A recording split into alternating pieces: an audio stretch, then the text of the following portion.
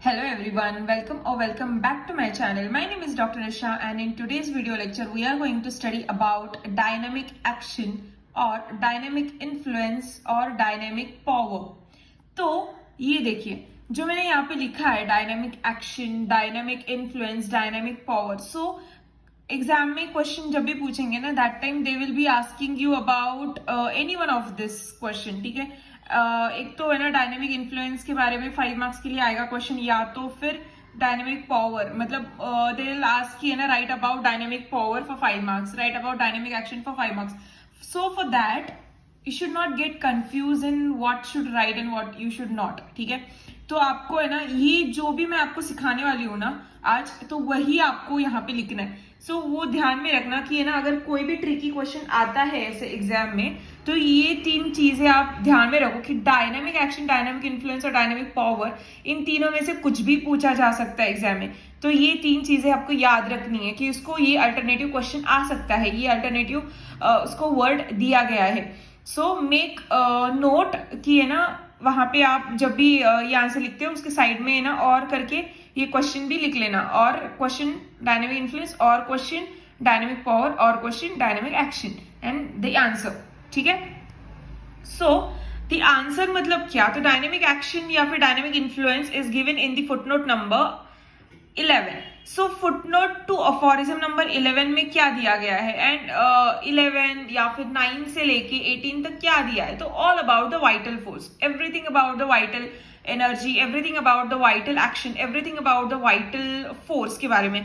ठीक है, so what is vital force, so as we know vital force is a dynamic force.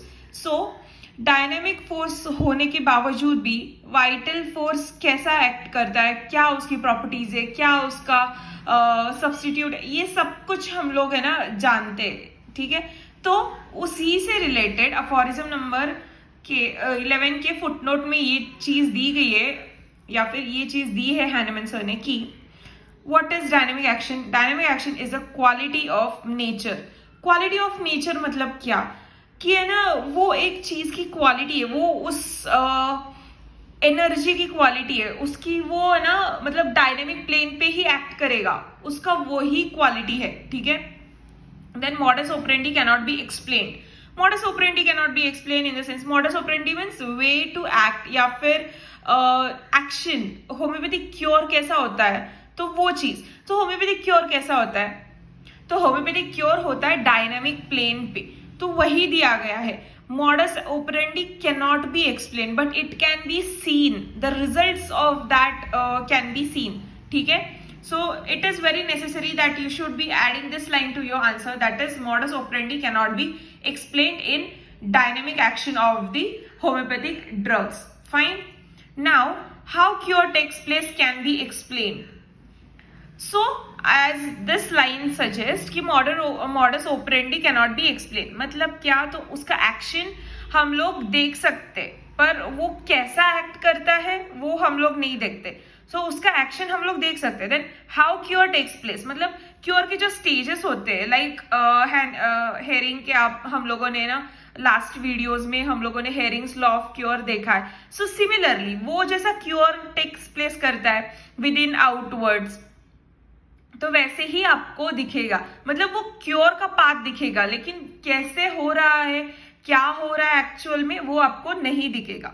ठीक है, this is beyond the human senses. These are the things which are very beyond the human senses. Like most experience person even they cannot explain ki how exactly the cure takes place, but what exactly is happening they cannot explain, but they can explain the stages of cure कि हाँ ये ऐसे ऐसे हो रहा है, मतलब how it acts, how it taking place, मतलब एक ऑर्गन को ठीक करके दूसरे ऑर्गन को शिफ्ट होना या फिर ऐसी चीजें वो एक्सप्लेन कर सकते हैं. मतलब हमें रिजल्ट एक्शन दिख रहा है, ठीक है, कैसा क्योर हो रहा है वो दिख रहा है, लेकिन क्या चीज उसमें यू नो चेंजेस हो रही है, ये इंटरनली क्या हो रहा है वो कुछ भी नहीं दिख रहा, because it is everything in a dynamic plane. So this is what the simple and small explanation of footnote to aphorism number 11, but there are many examples given by Dr. Hahnemann sir, so I'll be explaining you some of them.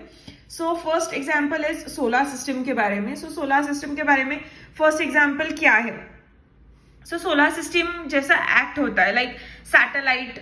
हाँ, satellite सन के around move करती है, revolve करती है. So similarly अगर सन के around सारे solar system के सारे जो ऑर्बिट्स में रहते हैं, ठीक है, तो अर्थ ऑर्बिट में है, sun, moon, everything is in orbit. Venus, Mercury, Jupiter, Saturn, Uranus, everything are having the particular orbit and they revolve in that particular orbit around the sun. ठीक है, वो ऑर्बिट हम लोगों को दिखता है क्या? नहीं दिखता. हम लोग वही बुक्स में जो पिक्चर बनाया हुआ रहता है वही पिक्चर हम लोग माइंड में रखते हैं and we are just getting idea about that picture from that picture and we just do that. ठीक है, पर वैसे एग्जैक्टली नहीं होता. वो जो ऑर्बिट बनाया हुआ होता है वो दिखता नहीं है किसी को भी, पर हम लोग सिर्फ एक इमेजिनरी थिंग कर सकते हैं. सिमिलरली हम लोग होम्योपैथिक क्योर में भी एक इमेजिनरी पाथ बनाते हैं कि क्योर ऐसे ऐसे होने वाला है, but what the Hering has given that exactly the cure takes place according to that only. Fine. So second चीज क्या है या फिर सेकेंड एग्जाम्पल क्या है? तो ion and magnet. Ion and magnet के बारे में क्या बताया? तो आयन का जो मैग्नेटिक इफेक्ट है और मैग्नेट का जो मैग्नेटिक इफेक्ट है आयन के ऊपर और आयन का इफेक्ट है मैग्नेट के ऊपर. सो वो चीज बताई गई है. कैसे बताई गई है वो चीज? तो है ना, हम लोग मैग्नेटिक फोर्स को देख नहीं पाते, इलेक्ट्रिसिटी को हम लोग देख नहीं पाते, but we just get that light आ रही है, हमें रोशनी मिल रही है. So the similar way this dynamic action of homeopathic medicine acts. Fine. Then moon and the earth. These are the examples which you have to by heart and write it in the exam. So I'm not going to go it in the details, but I'm just explaining you what exactly the examples are given and what exactly they mean to be. Okay. So moon and earth. Moon and earth के बारे में क्या बताया? तो moon and earth के बारे में बताया कि है ना, tides produce होते हैं. ठीक है, ओशन में या फिर सी में टाइड्स जो भी प्रोड्यूस होते हैं, तो वो टाइड्स क्यों प्रोड्यूस होते हैं? तो मून के फेज की वजह से प्रोड्यूस होते हैं, मून के इफेक्ट की वजह से प्रोड्यूस होता है. But what exactly the happening, no one understands that. What exactly it is acting upon, no scientist know this thing. ठीक है, अभी तक नासा, इसरो सब जगह पे खोज चालू है, but nobody knows what exactly the mechanism, what exactly is happening under the sea bed. But it is happening. The waves are coming out. We are getting alarming waves and we are just making alert to the seashore areas and all those things just because of those waves. But how are those waves are created? That nobody knows. ठीक है? So this is what the dynamic action of the moon on the earth. This is what the dynamic action of the orbit या फिर magnet. So this is what similarly the dynamic action of homeopathic remedies act upon the human body and gives the cure. So this was it. This was the answer. This was the answer given for 5 marks and it is quite important answer. So I hope you understand this answer, and if do, then do consider subscribing. Also if don't, and if you guys don't understand, then let me know in the comment section. I'll be trying to explain more and more about this answer because many more aphorisms are going to come in front. तो ये था dynamic action के बारे में, ये था उसका answer. I hope you understand and like कर देना, सब्सक्राइब कर देना. Thank you.